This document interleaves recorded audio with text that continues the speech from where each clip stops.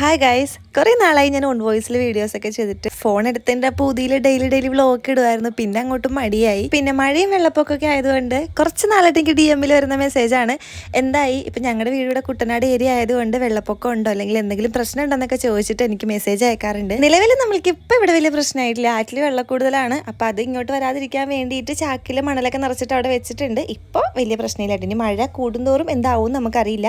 കൂടുതൽ രാവിലെ എഴുന്നേറ്റ് TV കണ്ടിട്ട് നിൽക്കണേണ് കേട്ടോ. പിന്നെ അമ്മ രാവിലെ പാടത്ത് പണിക്ക് പോയി, അച്ചാച്ചി താഴത്ത് എന്തൊക്കെയോ പണിയിലാണ്. എൻ്റെ രാവിലത്തെ പണികളെല്ലാം കഴിഞ്ഞു. പിന്നെ എനിക്ക് ഉച്ചത്തേക്കുള്ള പണിക്ക് താഴത്തെ ആളെ റെഡിയാക്കിക്കൊണ്ടിരിക്കുകയാണ്. ആളിതാ രാവിലെ എന്നെ മഴയത്ത് കുടയൊക്കെ പിടിച്ചിട്ടിരുന്ന് പണിയെടുക്കാണ് ഗൈസ്. ഇന്നലെ 2 കോഴീനെ വാങ്ങിയായിരുന്നു കേട്ടോ.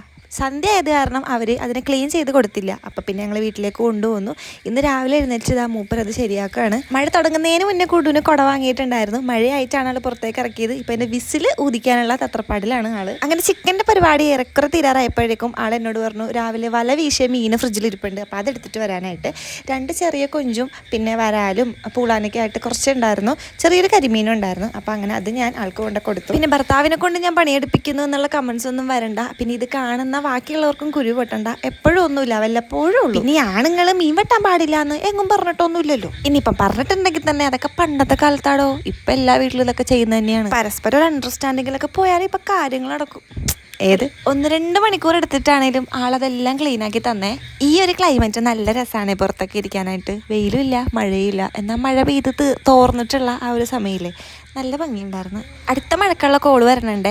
അപ്പം ഞങ്ങളിന്ന് ഇതെല്ലാം പരിപാടിയെല്ലാം കഴിഞ്ഞിട്ട് ഞങ്ങളിന്ന് പുറത്തേക്ക് പോവാണ്. എനിക്കൊരു ഷൂട്ട് ഉണ്ടായിരുന്നു വീഡിയോ എടുക്കാൻ വേണ്ടിയിട്ട്. അപ്പം ഞങ്ങൾ അങ്ങോട്ട് റെഡി ആയിട്ട് പോവാണ്.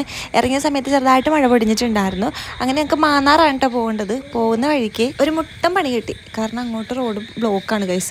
വെള്ളം കൊണ്ടിട്ട് അങ്ങോട്ടൊന്നും പോകാൻ പറ്റത്തില്ല. അപ്പർ കുട്ടനാട് ഏരിയ ആയതുകൊണ്ട് പള്ളാത്തുരുത്തി പാലം കഴിഞ്ഞിട്ട് ഞങ്ങൾക്ക് അങ്ങോട്ട് അടുക്കാനേ പറ്റിയില്ല. അതുകൊണ്ട് ഞങ്ങൾ തിരിച്ചു പോരേണ്ടി വന്നു. അങ്ങനെ ഇന്ന് എടുക്കാനിരുന്ന വീഡിയോ നാളത്തേക്ക് മാറ്റി വെച്ച്. അപ്പോൾ ഇത്രയേ ഉള്ളൂ ഇന്നത്തെ വീഡിയോ. ഞങ്ങളിതാ വീട്ടിലേക്ക് പോവാണ്. അടുത്ത വീഡിയോ ആയിട്ട് വീണ്ടും കാണാം.